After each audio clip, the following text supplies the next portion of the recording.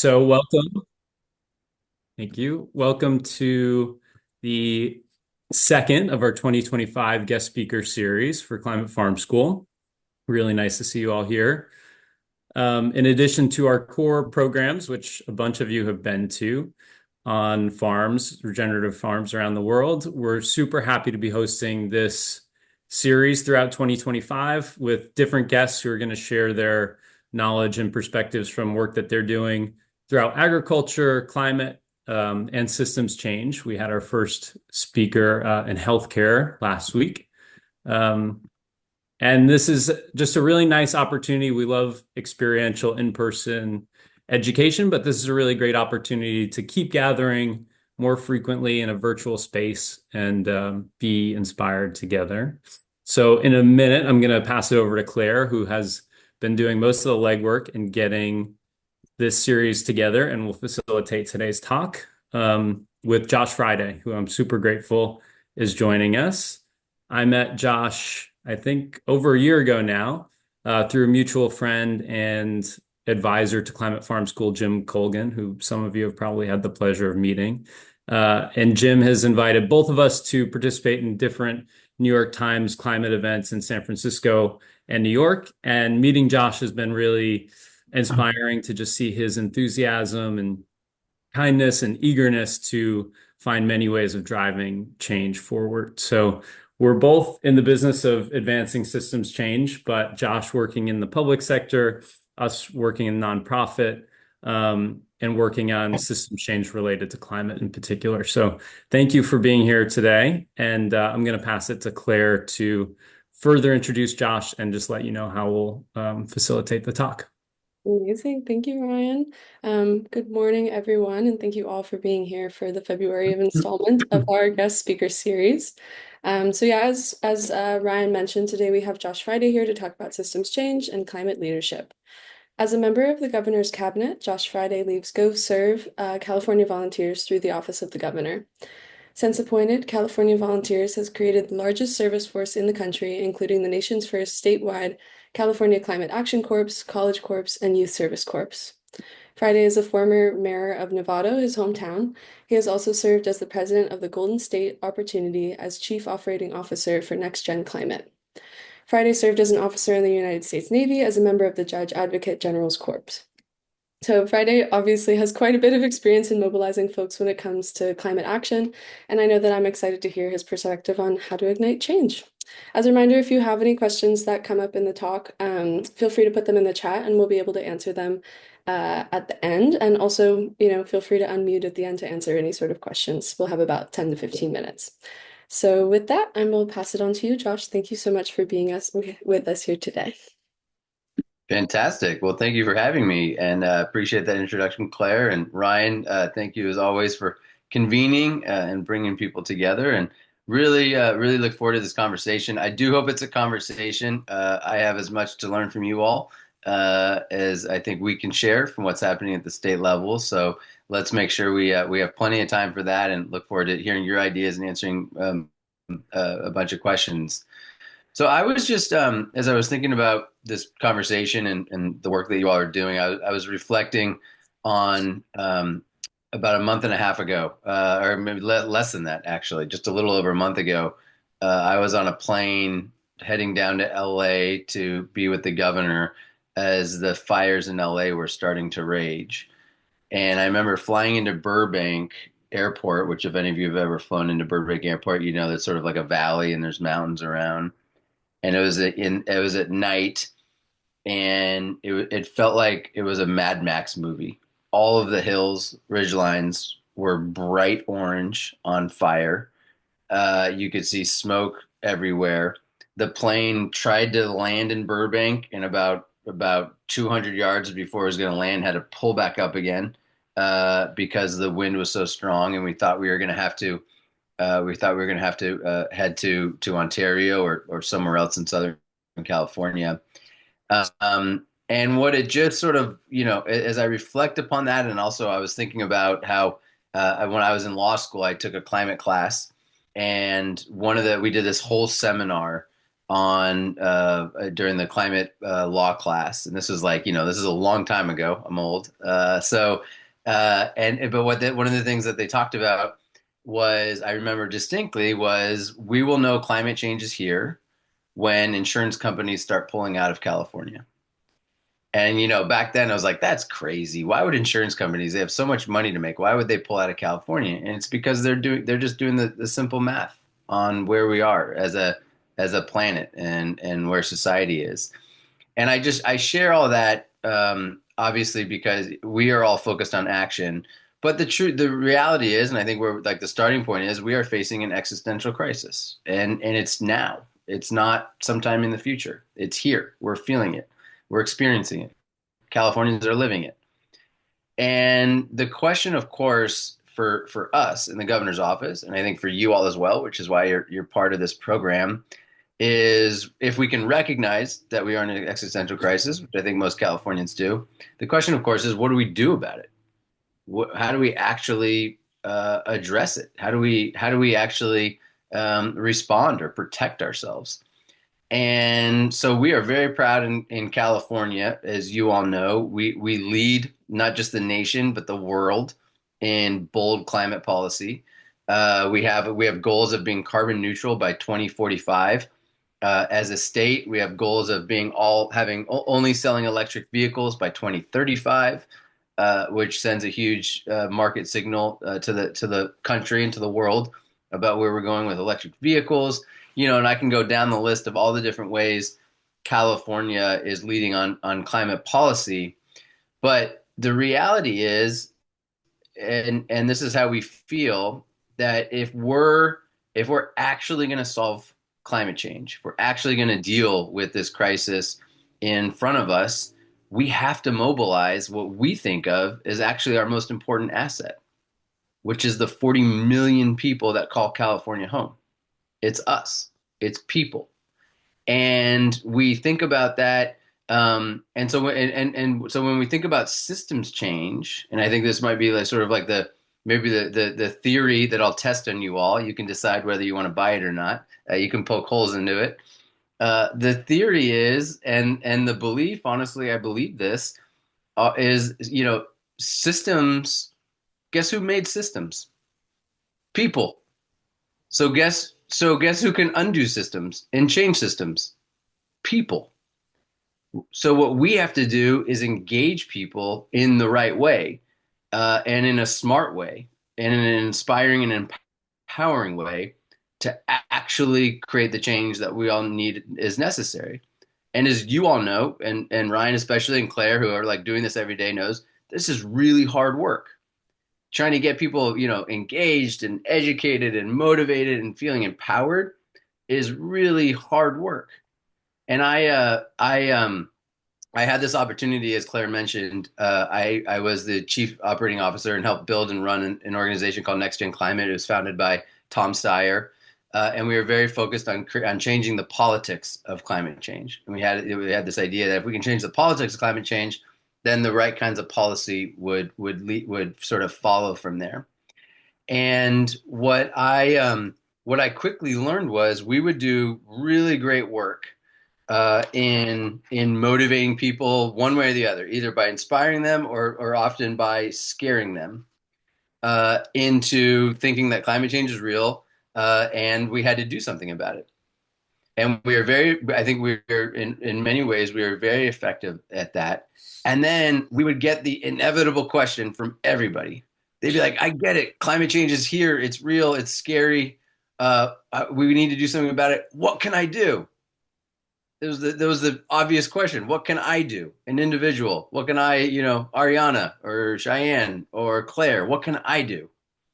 And we would be like, go vote. And they'd be like, great, I voted. Now what can I do? And we never had an answer, I feel like, as a climate movement, or at least a sufficient answer that really felt empowering to people. And so instead, when you don't empower people, it's easy, and you can sort of, this happens in my own life. I'm sure it can, I hope it resonates with some of you. When you don't feel empowered, you feel paralyzed, right? This issue's too big. It's a planetary issue. It's massive systems, massive governments, massive industry. There's nothing I can do, and it becomes almost debilitating in a way. And then you kind of check out. And I think that's a huge part of what we need to counter. What we need to provide is an alternative view, an alternative way for people, and a way for them to understand how each of us can see ourselves as being part of the solution. So we have taken on at California Volunteers in the Office of the Governor this task, and much of this work is led by Sunshine, who's on this call, who you'll get a chance to meet soon, as well as Cassandra on our team. We've taken on this task to be able to answer the question for Californians: what can they do to be part of protecting our communities and tackling climate change? And we're trying to do that in a few different ways. The first thing that we did, one of the very first programs that we launched, was a program called Climate Corps, which some of you may or may not have heard of. And just to take a step back, when the governor got elected to governor for the first time, he got very excited about this idea that we need to mobilize and we need to think about civic engagement differently. We need to bring people together. We live in a very polarized, very divided society. We needed to find ways to sort of create common experience and common purpose again. And service happens to be, we believe, a very powerful way to do that. So I had a chance to serve in the military and got a chance to experience being part of really big things and accomplishing great things, I believe, with people from very different backgrounds and very different perspectives and from all over the country and all over the world. And we just have too few of those opportunities. So we believe that if we invest in service, if we create service opportunities for people, that we can actually tackle some of our biggest issues like climate change while also building our communities and bringing people together in a powerful way. And so he created this cabinet position for service and civic engagement and started to invest in very, very significant ways into this work. And one of the first programs we launched right in the heart of COVID, so we didn't want to make it easy on ourselves, was the Climate Corps. We called it the Climate Action Corps because we wanted to focus on climate action. And it started with at that time, it was significant, but in retrospect, a small pilot program in a few communities around the state. And these are very different communities. We're in urban communities, we're in rural communities, we're in deep blue communities, we're in deep red communities. And so we piloted in a few different communities this idea of could we create paid service programs for people to engage their communities around taking climate action and focusing on very specific ways that people can make a difference. We focused in three main areas to begin with. One around urban forestry and greening, tree planting, community gardens, building greenery in especially places that are heat islands that we know have been significantly underinvested in over time. So we focused on that as an issue. We also focused on edible food recovery and composting. Many of you might be familiar with, we have this really cool nation-leading law, SB 1383, that requires communities to provide composting programs for people, but we had not invested in the actual people to build those programs, to do the education and outreach to communities about how to compost, and help restaurants figure out how to actually make sure food doesn't end up in a landfill and lead to greater greenhouse gas emissions, which we all know is significant. So we started focusing on that as an area, and then we started focusing on fire mitigation work. Obviously, in California, how do we do home hardening? How do we clear defensible space? How do we do education around how communities can protect themselves from fire? So we focused on these three issues. We put out the bat signal, not having any idea if anyone would be interested in California to want to be a part of something like this. And we had an overwhelming response. We launched it with 50 members in 2020 as the first statewide climate corps in the country. We now, just recently, this fall, we swore in over 400 Climate Action Corps members that are now in places all over California doing really important climate organizing. We have spread to our program and our model. We have spread to 12 other states, throughout the country that now have their own climate corps. And last year, or about a year and a half ago, President Biden actually created the American Climate Corps, which unfortunately now, due to the current administration, does not exist. But what it showed was, and I think what it demonstrated to us was, there was a real desire for people to want to be able to do something, to be involved in something, to be part of something that's tackling climate change. And we, for our 400 members who are now paid Climate Corps members, that are getting paid $33,000 for 11 months of service. They're also getting a $10,000 scholarship towards school, either they're going to be heading to school or to pay down student debt. And we're helping them connect to jobs in the workforce of the future sustainable workforce here in California. For those 400 slots, we had 2,700 applications, which just shows us like people are thirsty and hungry to want to step up and do something meaningful. It's incumbent on us as leaders, and I include that as not just government leaders, but nonprofit leaders like Ryan, business leaders, and people around the state, to create the opportunities for people to step up. That's where we as leaders have to do our job. And I do think, as part of thinking about our job, I think we have to think bigger. I think we have to be bolder and more creative and more interesting. One of the things after the fires, I read this fascinating article, I think on like the fourth or fifth day of the fires, from someone in Australia talking about what Australia had learned after their massive wildfires in 2019, I believe. And one of the things they learned was they needed to do a much better job of empowering and preparing people in their country who weren't just paid firefighters. That they actually needed to engage neighbors and citizens, and that there was a thirst for it. So they created a volunteer basically fire prevention and fire response corps of over 130,000 Australians. So when I think about our 400 Climate Corps members, which is also part of a broader California Service Corps we've created here in California that includes a few other programs also doing environmental work, that's over 10,000, and that's a big deal. These are 10,000 paid positions, and the governor loves to talk about it. He's very proud of the fact that makes us in California now bigger than the entire Peace Corps with what we've created and built in terms of service.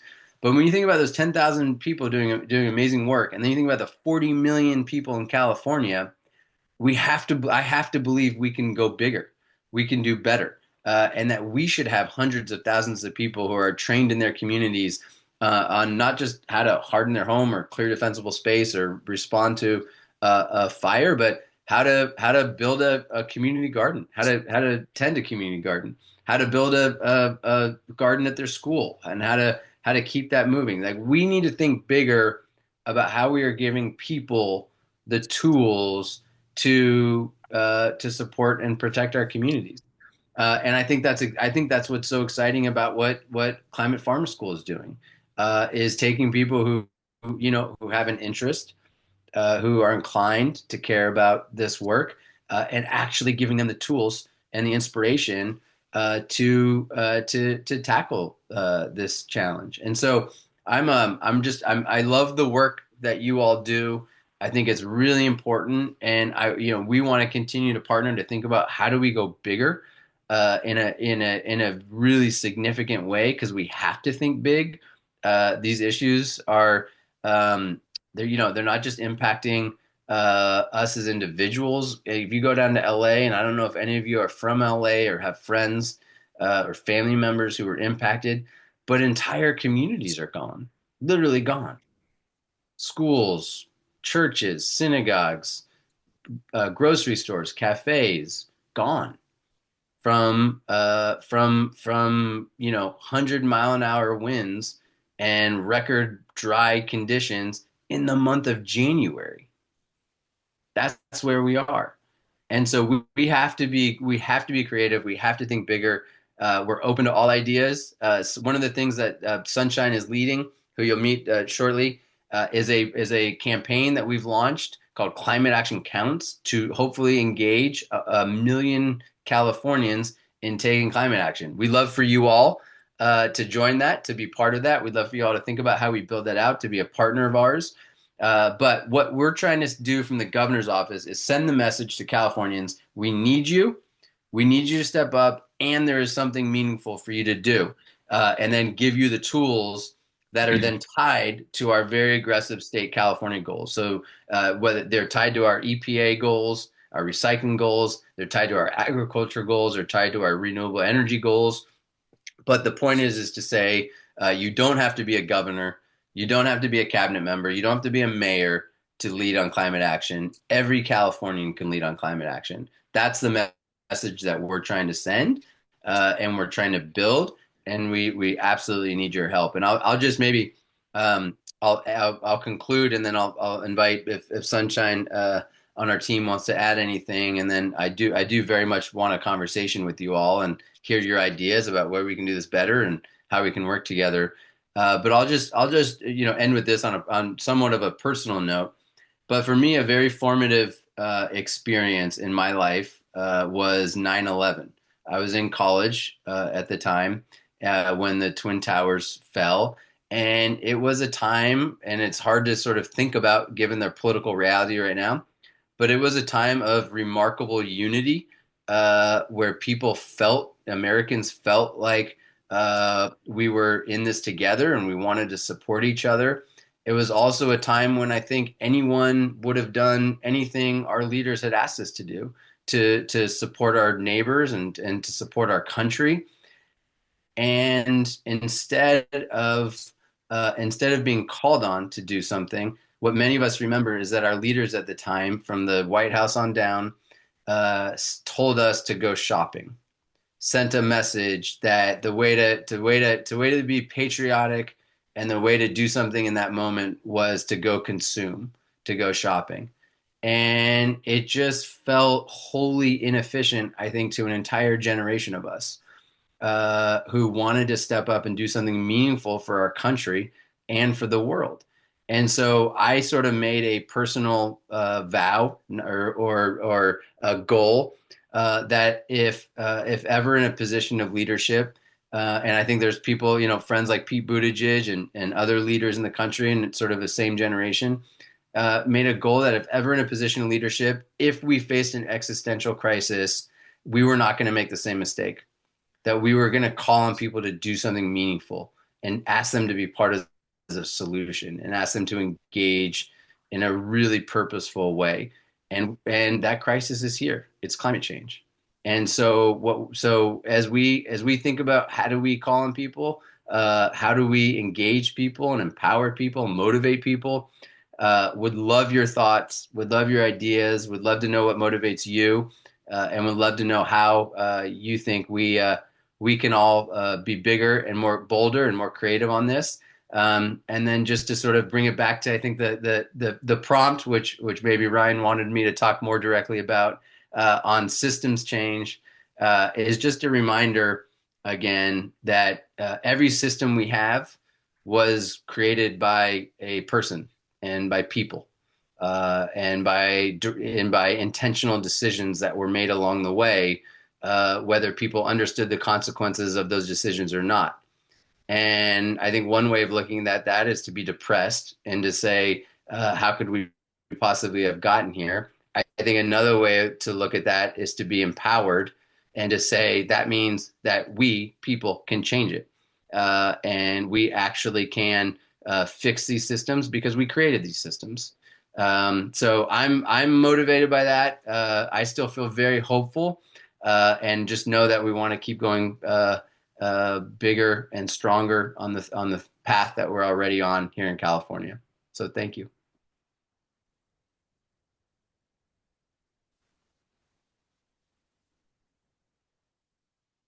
Thank you so much for that, Josh. I don't, did you want to hand it over to Sunshine?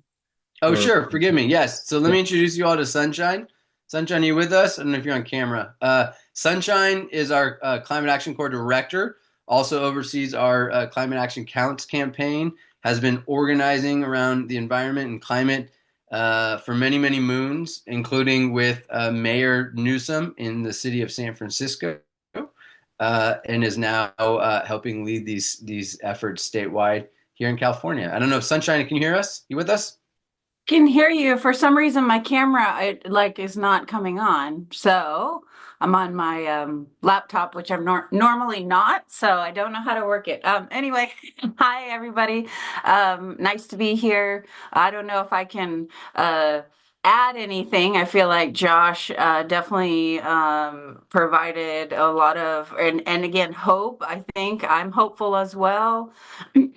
I think we've got to keep creating the opportunities, which we're trying to do. I know Josh mentioned the Climate Action Counts initiative, where we've really worked hand in hand with our state agencies and climate leaders to really broaden those initial three focus areas that he described for Climate Action Corps to also include being disaster ready, building community, some of those pieces as well that we now know is needed. So I'm super excited to unite 1 million Californians. We know people are doing things. We know they're hungry to do things, and really tell, I think at this time more than ever, to show that California is not going to slow down, right? We're going to double down on climate, and be able to highlight, hey, we're gonna, or even triple down, right?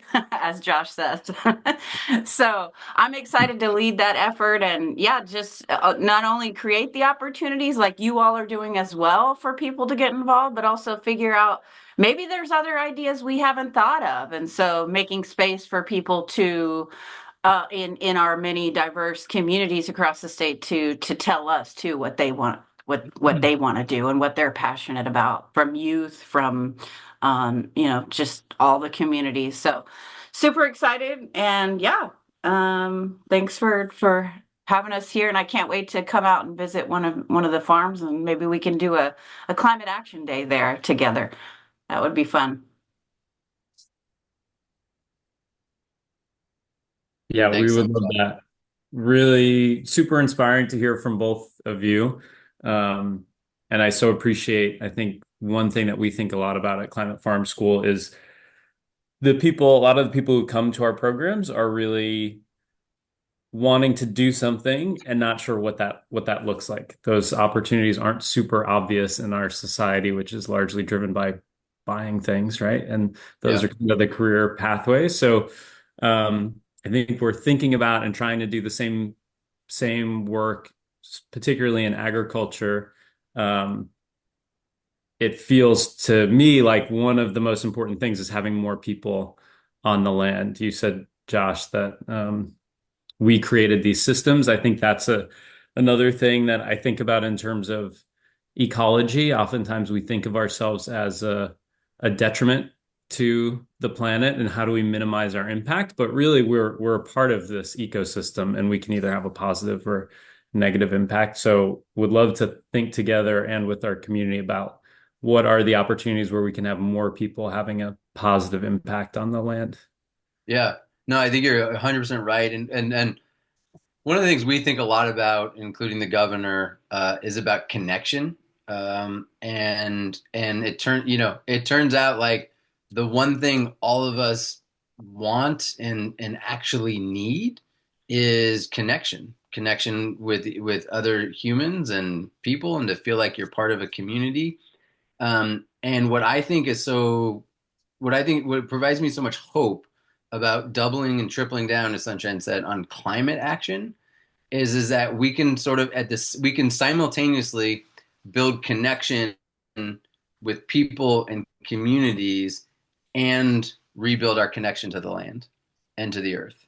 And I think part of the anxiety that is like penetrating our society and fueling, quite frankly, a lot of our political reality, I think, is the fact that we are so disconnected. We're disconnected from the earth, in how we've built our cities and our society and our workplaces and our highways, and we're disconnected from each other. If you look at our neighborhoods, and everyone lives alone, and we all we're all on these silly little plastic devices, and so I think there's like something really powerful about building, as Climate Farm School does, these opportunities to reconnect, and that's reconnect with the earth, and that's reconnect with human beings.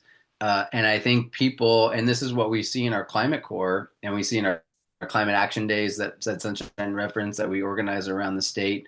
What we see is people are thirsty for this. I'm thirsty for this. Like we're all like seeking it. And so if we can, as leaders, and you all are leaders, create opportunities for people to do both, it's just like it's a double win, and we might actually end up saving the planet in the meantime. I want to make room for other people to have questions. I have a bunch more questions here, but I'll open up if anybody wants to say things in the chat or just come off mute.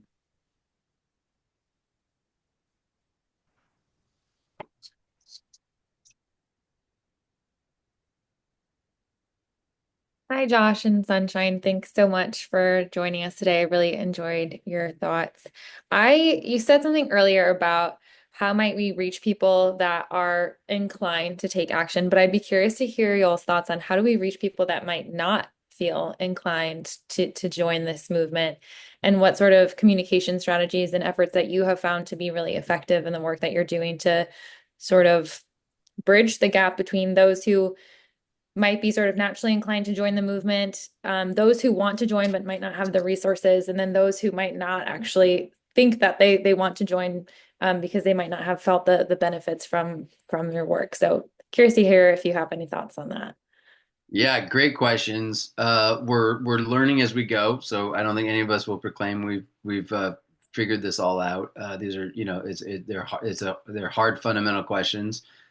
So Sunshine, jump in as well. I think a couple of ways we think about it. I mean, so there's a few questions in there. The subgroup about those who don't have the resources. One of the things that we did with our climate core is to make sure that we were out of the gate investing in underserved communities.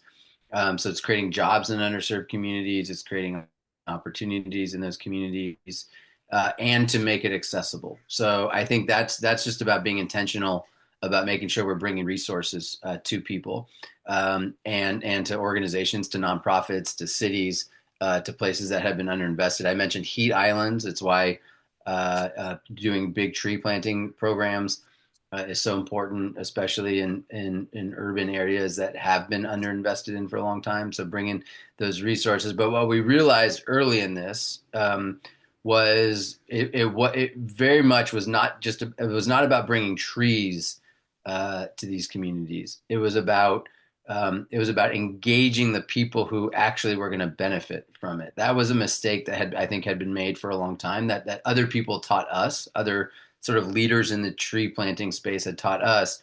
Was a mistake they made, is they would go into a community, plant a gazillion trees, and tell them, hey, we helped you, we saved you, and then you come back a year later, and like one of those trees is alive.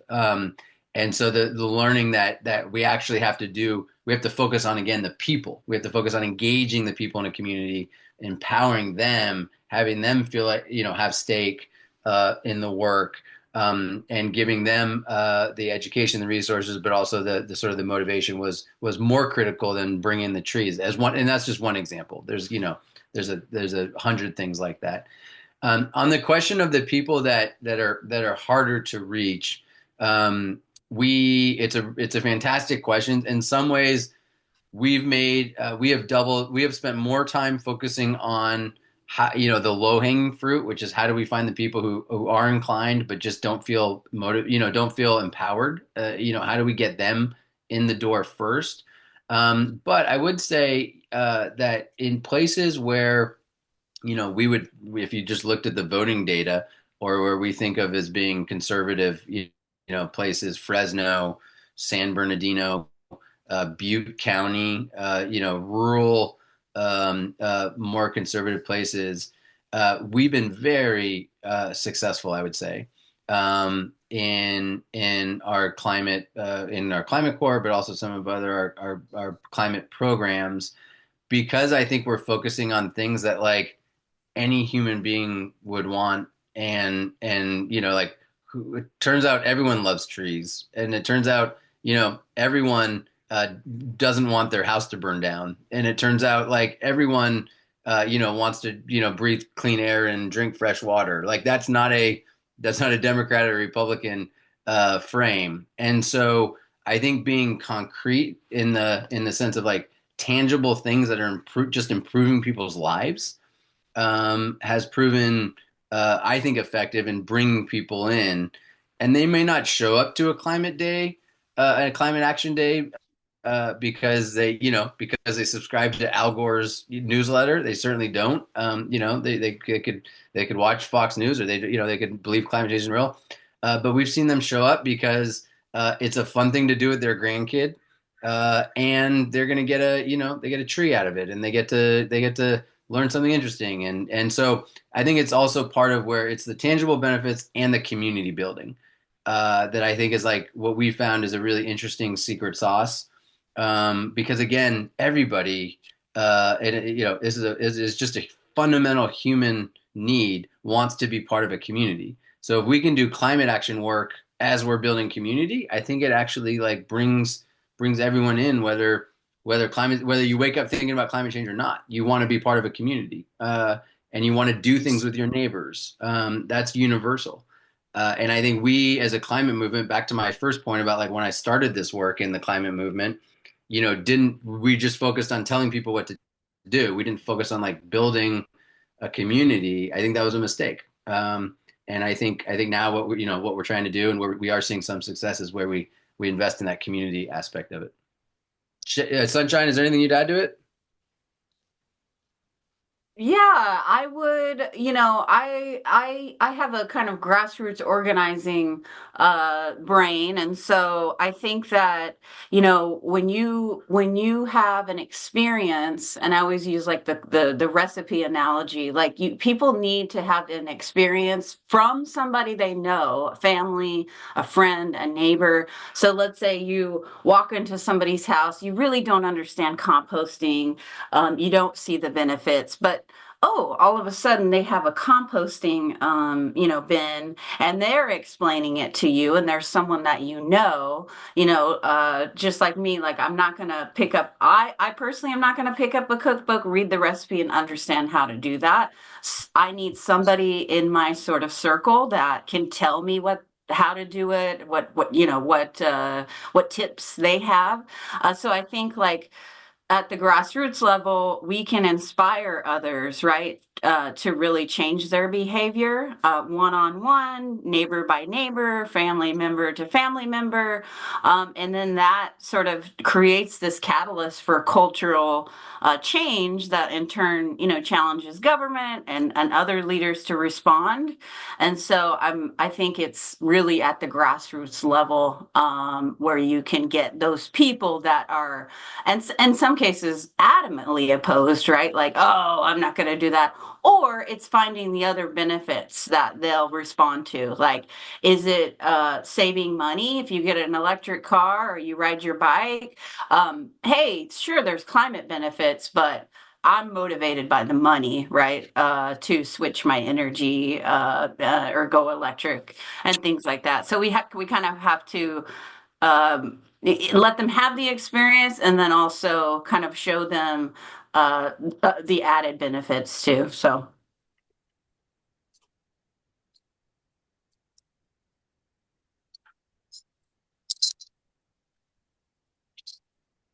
I've got a question here thinking about engaging people in sort of mass actions the way that you are. How do you navigate as a person helping run the government, like what mass actions to take? There's particularly in our space of agriculture, there's a lot of noise about what is effective and what's not. I think that, we try to get people closer to the land to get in touch with their own instincts and actually see how the land responds. But when you're making decisions at the government level, we've all seen decisions where it's like, oh, actually, that wasn't helpful. That made climate change worse. Or so just curious how you approach navigating that. Yeah. It is it's a balance and it evolves and it is a navigation as you said because it's there's competing there's competing interests. Agriculture is one of those places where sometimes it's the toughest. We you know um, we have had many conversations internally about how do we encourage people to have a plant diet without harming our farmers and our ranchers in California. And that's like a live ongoing conversation. And so so we it's you just have to balance it and see how far you can push before you don't want to have a reaction that ends up then taking you two steps back. So you got to sort of bring making sure that the stakeholders are okay, with where you're going. That's part of, I think, government. Those tensions absolutely arise. I think the way we've tried to best navigate it is by setting the actions that we ask people to take from that in way that are actions tied directly to California's goals that are already in place. And so it's like these are goals approved by the legislature, approved by the governor, and the agencies are working towards it. And so then it's just a question of now, how do we do the call to action and create the infrastructure to mobilize people around those goals? An example would be energy efficiency, right? Like California has, aggressive energy efficiency goals. So how do we now do our part to encourage people to take the necessary actions to make their homes more energy efficient and make their transportation more energy efficient. So that's so trying to be aligned with like I think Ryan the things that have like gone through the political process, right? Like if it's an agency goal or if like SB 1383 composting came out of the legislature, so that's like grinded its way through the political process that we have, whether it's good or not, we can debate that another time. Um, and so like stakeholders have had their input, they've had their influence. We landed with a goal, and now the question is with that goal, and we're fortunate because we're in California, so we have really aggressive climate goals. Now the question for us is how do we mobilize people around those goals?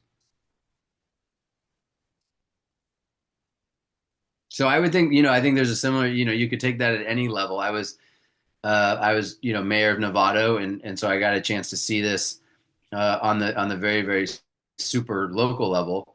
And I think it's thinking about like what are your city's goals? What's your local community trying to accomplish? And then if you can and then tying action oriented events or programs or projects to those goals sort of provides that that political cover to be able to push as hard. And then this goes maybe back to the point of your whole systems change question. It's like if we're not satisfied that the goals are right or ambitious, or if the goals are wrong, if the goal is like, in the city of Novato, our goal is to eat more beef than any other city in, America. Like if you don't feel comfortable with the goals, then you got to like push the political process to change the goals. So that's like, but again, that comes down to people. That's like people showing up at a city council meeting. That's people running for office. That's people, pushing. So that's just where I think the more we can do to empower people, the more successful we're all going to be. Because there's just the inertia is like, oh, stuff is too hard and it's too big and it's a planetary issue and I can't do anything. And then of course, like it's just natural human psychology to be like, nothing I can do. Might as well go to the movies, right? So I think that's what that's what we're all fighting against. Looks like we have a question from Mahima. Yeah, so really exciting to hear what's happening in California, but I wanted to also better understand, like in terms of collaborating with other states, what is happening on that front, if there's something happening, and how can we like increase knowledge share? Like being based in Maryland, like I'm aware we have like a climate change program, but it's so focused on like clean energy economy and like net zero goals, Yeah. which is important, but feels like there are a lot of pieces missing. So. Yeah, great question. So, one is we work very closely with Governor Moore. Maryland actually has a Climate Corps program that recently launched that we help them with. So there is collaboration right now that's happening between states, and including in places like Maryland. So sign up for Climate Corps. That'd be my first my first request and piece of advice.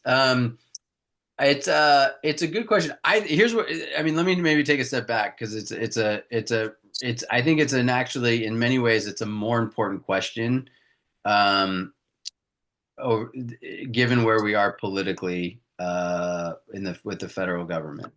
We now have a president who's pulled out of Paris, the agreement, who is like quadrupling down on fossil fuels, and has scrubbed climate from every the word climate from every website in the federal government, and is threatening to pull back money for anyone who's spending money on climate change. So we have we have a pretty massive headwind that we're against. And again, there's one there's there could be an inclination to be super depressed about that, and it's obviously not positive. However, the flip side of that is I think, and now, especially now, really have both the challenge, it's a real challenge, but also an incredible opportunity, I think, to really demonstrate what's possible at the state level, and at the local level.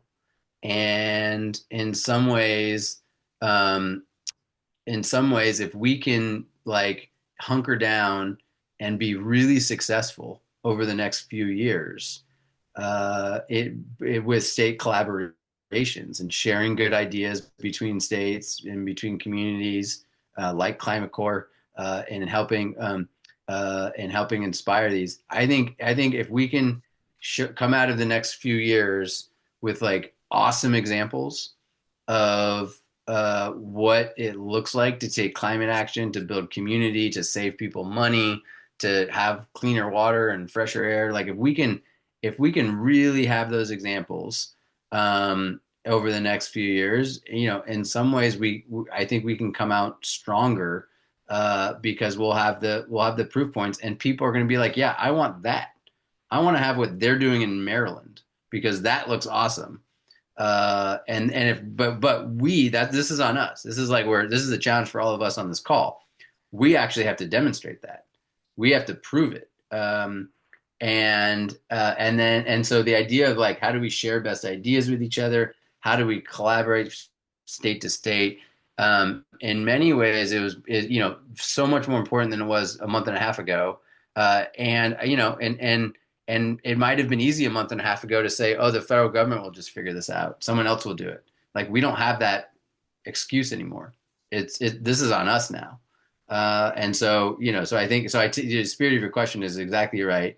I obviously don't proclaim to have all the answers, but I think thinking about how we at the very, very local level provide the best possible examples, share those with each other, and build out in the next few years is like the best possible thing we could do.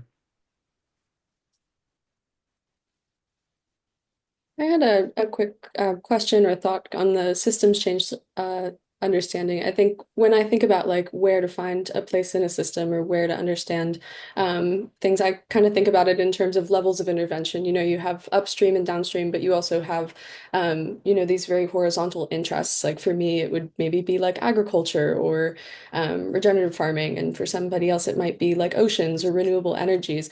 I'm curious to hear your experience in how successful or what your experience has been in sort of mobilizing across different sectors and helping people find their place in where they want to intervene in the climate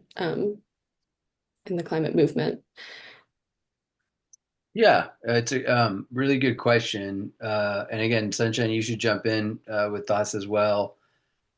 One quick answer, which is not satisfactory, is it's why the hyper local is so important. Like, regardless of your industry or sector, you care about your neighborhood and you care about like your home. So I think the more like hyper local which is why we also a program I haven't talked about that we're investing in and creating is called Neighbor to Neighbor, and it's about really engaging neighborhoods in climate action. And so thinking about like the personal, I guess is what I would say is one. That's not answering your question about like how do we change agricultural policy, writ large. Um, I do think, and we're seeing it with the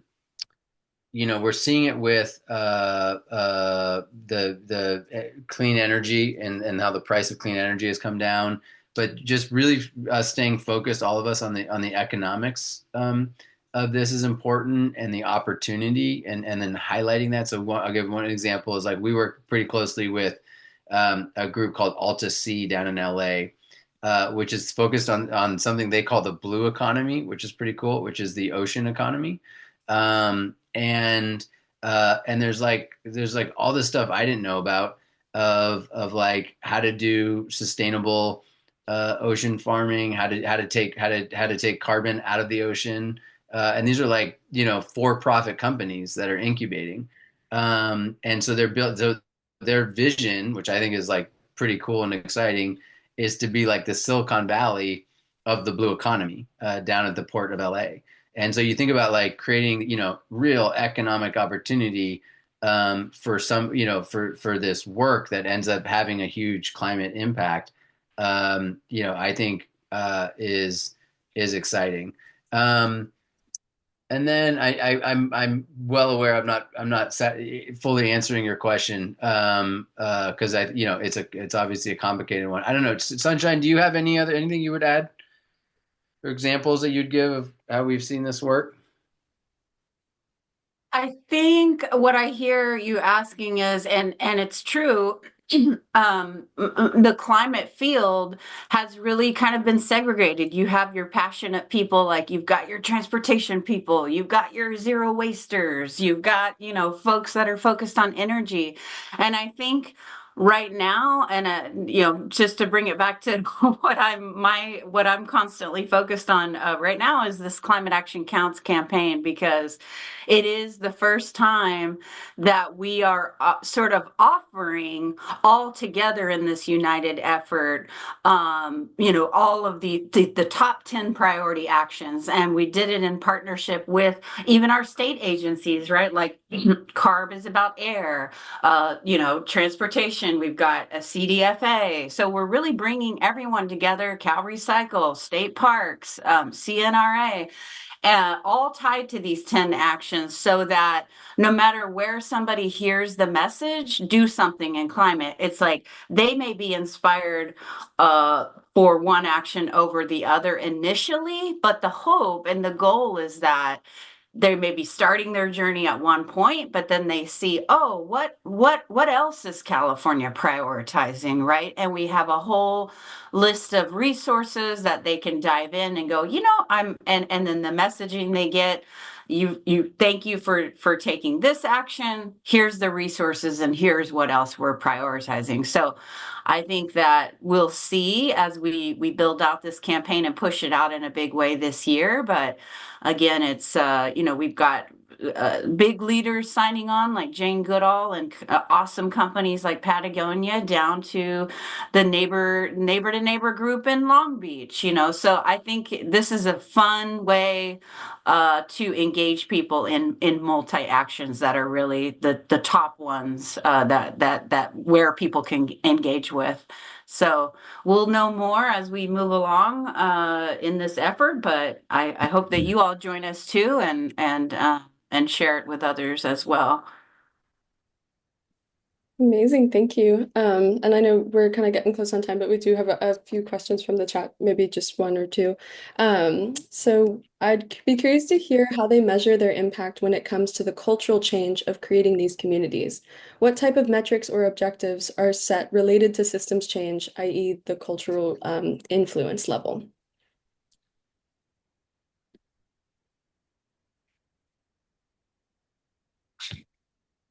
John, do you want to? I'm trying to think. So So how do we show how do we show the cultural shift? Is that Yeah, I think when you're measuring cultural impact, I think this person was asking mainly because evaluating systems change can be difficult. So I think maybe just speaking a little bit more to how, when you're intervening in these communities, how are you measuring that change? Or are you measuring that change, or is it more of like an experiential understanding of seeing communities mobilize, and that's kind of, you know, kind of Yeah, it's it's a great question about measuring, and I apologize. I'm gonna have to jump in a minute, so forgive me. But I do want to stay in touch and want to engage, and hope we all get a chance to build some of this out. I think we are measuring how many people we're engaging at this point. That's for us, and then do people continue to take multiple steps of action, right? So not just one, but multiple, so that it's not just are we actually like bringing them up the ladder of engagement? Is how we think about it at our level. But these are fantastic questions. As you know, as I said, we do not proclaim to have all the answers figured out. So I think the idea of working with you all continues to build this out and stay connected would be very exciting to us. Thank you so much, Josh and Sunshine. Really appreciate it. It's been super fun to have this conversation, and for taking the time. You did mention, yeah, wanting people to engage. Some of our folks here are from California, some aren't. But just curious where they can go to learn more and join maybe this 1 million Californians in climate action goal. Yeah, I can certainly follow up and send additional information, but if you go to Climate Action Counts, um, Cool. you'll see the web pages and resources and kind of how we've set it up. But I'm happy to follow up as well. Okay, great. Well, thank you. Thank you for your time today, and thanks everyone who joined us. Thank you for having us. Thank you all.